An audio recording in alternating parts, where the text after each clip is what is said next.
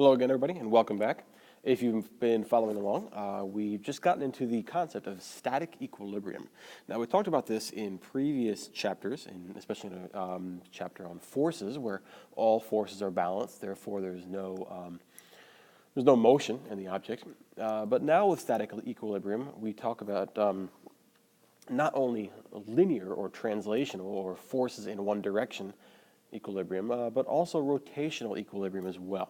So in these problems, we're going to be assuming two things: that the system is linearly, or we might say translationally, in equilibrium, as well as rotationally in equilibrium. There is neither any net force nor is there any net torque. Okay?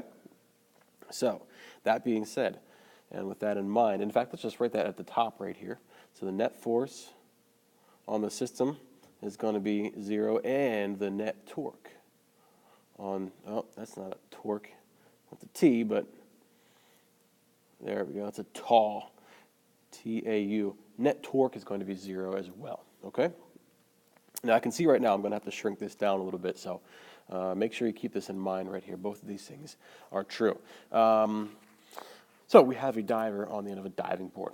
All right, we've got a 5-meter long diving board, end to end. So let's go ahead and write that L equals 5.00 meters. And we have it supported by two pillars, one here and one here. All right, and those two pillars are what is doing two things. Number one, they are supporting the weight of the diver. Now, fortunately, we're not going to worry about the weight of the diving board because it says it's of negligible mass, but the diver definitely is causing these pillars to experience some forces because of his weight. All right, so they're supporting the diver. What they're also doing is they are preventing the system from rotating. All right, so all these forces, the downward of the diver, this upward of F2, and this force F1 are all contributing to keep the system in static equilibrium. All right. So MD, mass of the diver, that is 90.0 kilograms. Okay, and while we're at it, why don't we just, well, no, I was going to key in mg, but we can do that a little bit later. Okay, all right. This distance D right here, this is 1.50 meters, right, from there to there. And so that means at the very end of the board, all the way down here, which is 5 meters. Oh, I shouldn't have done that. The whole thing is 5 meters, which is this L right here, 5.00 meters. But if the whole thing is 5 meters, and if this is 1.5, then this distance here should be 3.50 meters right there. Okay? So, let's find, well, we need to find these two forces right here, force 1 and force 2. Okay, so what's one of the things that we said about when you solve for the net torque of something? Well, you can set the axis of rotation around anywhere that you want. But it's very, very, very helpful to set the axis of rotation at a particular force, whether it's here or here or here. All right? The problem itself suggests that we put the axis of rotation right here. So who are we to argue? Let's just go ahead and make their axis of rotation. Let's put a big red dot right there and label that our AOR. Okay, AOR. Got it. So what we're going to do is we're going to find what the force of 2 is right here. Because the force of 2 is acting upwards at some distance, and mg is acting downwards right here at an extended distance. And is this force 1 causing any torque? No, it's not, but that's why we put this axis of rotation right there, because we take this one force out of the equation. All right? Well, let me shrink this down a little bit. So our plan right now is to solve for force 2. All right? So I'm going to write this for force 2. Let's find what force 2 is. All right, well, we can say the net torque at the axis of rotation is going to be, well, we have force 2 acting upwards at a radius of 1.50 meters, right? So that's force 2, F2, times 1.50. And because that's making kind of a, we'll call this the positive direction, that's a counterclockwise direction of motion. And the weight of the diver right here, mg, is going to be acting kind of downwards that way. So that's our clockwise, which we call the negative direction. So that's going to be minus mg of the diver, mg, let's say of the diver, times the whole distance of the diver, and that is 5.0 meters, right? 5.00 meters, like so. Sorry, that point got kind of messed up. Okay? And by the way, what is the net torque? We summed them up with regards to forces, but the net torque is going to be 0, so all these things have to add up to 0. All right, which means we can say, all right, well then, F2 times 1.50 meters, if all this equals 0, and this is a minus right here, let's just add this to the side, so it's going to be equal to positive mg times our distance that mg is being applied, 5.00 meters. All right, we're almost there, solving for F2. So force 2 is going to be mg times times 5.0, right? I'm kind of messing up my parentheses here. mg, there we go, times 5.00, all divided by 1.50 meters, and that's going to give, I should have written in mg, shouldn't I have? It's going to give us 90.0 kilograms, now times 9.81, now times 5.00, now divided by 1.50 meters. That'll give us the force 2 that is being applied by that second column, or that second pillar that is sort of in the middle of the diving board right there.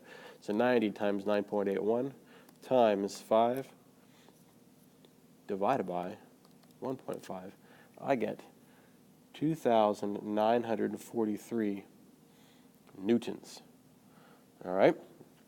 2,943 newtons right there.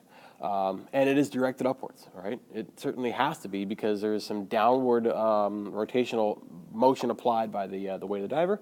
This guy has to be applied upwards right here. But now look at force 1 for a second. Force 1. If you have two things pushing up on this end, force 1 up and force 2 up, and 1 down right here, do you think that that system would stay in equilibrium? It wouldn't. I think there's something that looks kind of funny to us about this right here. We would think it would start to rotate, right? Because if this guy is pushing down, there's 2 ups right here. You would think it would rotate kind of clockwise like that. Like he would, if this is pushing up and that's pushing up, the diver would stand on the end and they would just fall into the water right there. So we're going to see something interesting about this force 1. Let's go ahead and solve for it using the same,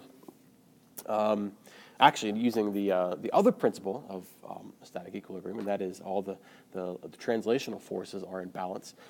And then we'll see what F1 winds up turning out to be. Okay, so that was part A. For well, that's not really part A, but that was for force 2, right? Where is it? Well, force 2. For force 1. For force 1. Well, we can't use torque. If we call this the axis of rotation, we can't use torque because force 1 isn't creating any torque because it doesn't have any radius from the axis of rotation. But what we can use is our assumption that all translational forces, that is, straight line forces, have to be in balance as well in order for the system to be in equilibrium. So instead of saying net torque, I'm going to say, all right, let's set the net force, we'll say in the y direction, because these are all acting in the y direction. Net force in the y equal to 0. All right, that also is true if the system is in translational equilibrium. So let's say, all right, well, what are those forces acting in the y direction? First of all, F1, it appears to be acting upwards. F2 appears to be acting upwards. And mg appears to be acting downwards right here, okay? And of course, if it's in equilibrium, they equal 0, and that's what we're told by that, okay? Well, let's just turn this around then and solve for force 1. Force 1 is going to be, let's add the mg over and subtract the F2, right? So it's mg minus force 2, which we already know from the first part of the problem right here, okay? So that's going to be 90.0 kilograms times 9.81 meters per second squared minus 2,943 newtons, okay? So what do we get? 90 times 9.81 minus 2943. We get a value of negative 2,060 newtons for force 1. And that should make sense to us because if this is pushing upwards, then that means this whole end of the diving board would fly up in the air and he would probably flop down in the water. But even though this arrow is pointed upwards, it's really, this force 1 is a negative force 1. So really the arrow should be pointing in the downwards direction. What's happening here is similar to if you take your pencil or your pen and you kind of pinch it between your index and your ring and your middle finger. So you've got, say your middle finger pushing upwards and then your index and your ring finger pushing downwards right there. You can hold your pen or pencil kind of in static equilibrium like that, but that means the two end forces have to be pushing down. The middle force has to be pushing up. So we've used net torque being equal to 0 and net force in a certain direction being equal to 0 to solve for unknown forces in the system right here. So another good application of static equilibrium using net force and net torque being equal to 0. Thanks for following along. I'll see you on the next one.